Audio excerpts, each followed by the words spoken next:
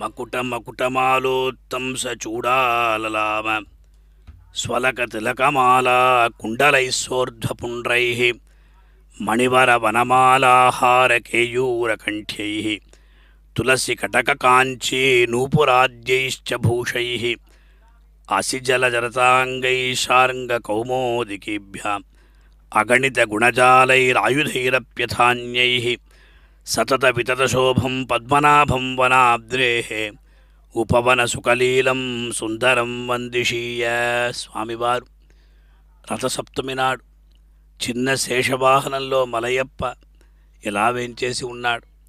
మకుటమాలోత్తంస చూడాలలామ. ఆహా, ఆ కిరీటానికి చుట్టూ అలంకరింపబడినటువంటి రత్నమాల, అది కిరీటంలోని శిరోరత్నం, గొప్ప శిరస్సుకు అలంకరింపబడ్డ ఆభరణాలు, అందమైనటువంటి ముంగురులు, ముత్యాలు పొదిగినటువంటి బంగారంతో చేయబడ్డ లలాట హారమాల, కర్ణాభరణాలు, ఊర్ధ్వపుండ్రాలతో పాటు గొప్ప మణి అయిన కౌస్తుభం, వైజయంతి వనమాల, ముత్యాల హారాలు, భుజకీర్తులు, కంఠసీమను అలంకరించేటువంటి కంఠికలు, తులసీమాల, ముంజేతి కంకణాలు, మొలనూలు, నూపురాలు మొదలైనటువంటి అలంకారాలచే స్వామి విరాజిల్లుతూ ఉన్నాడు.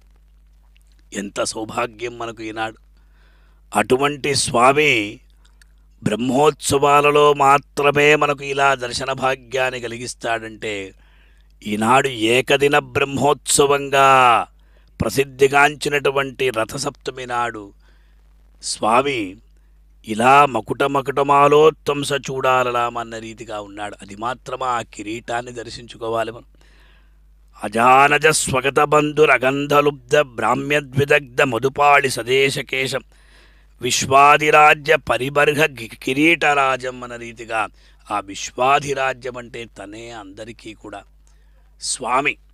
అందువల్ల అటువంటి అద్భుతమైనటువంటి కిరీటాన్ని ప్రణత సురకిరీట ప్రాంత మందారమాల అని చెప్పిన రీతిగా ఆ అద్భుతమైనటువంటి కిరీటాన్ని ధరించి ఉన్నాడు. దేవదేవుడికి కుంభహారతి జరుపుపడుతున్నది. మనం ఎల్లప్పుడూ కూడా స్వామిని ఎలా ప్రార్థించుకుంటూ ఉండాలి. స్వామి ఎల్లప్పుడూ మమ్మల్ని ఈ ప్రకారంగా అనుగ్రహించండి అని శ్రియకాంతాయ కళ్యాణధిగే దయేర్థినాం శ్రీవేంకట నివాసాయ శ్రీనివాసాయ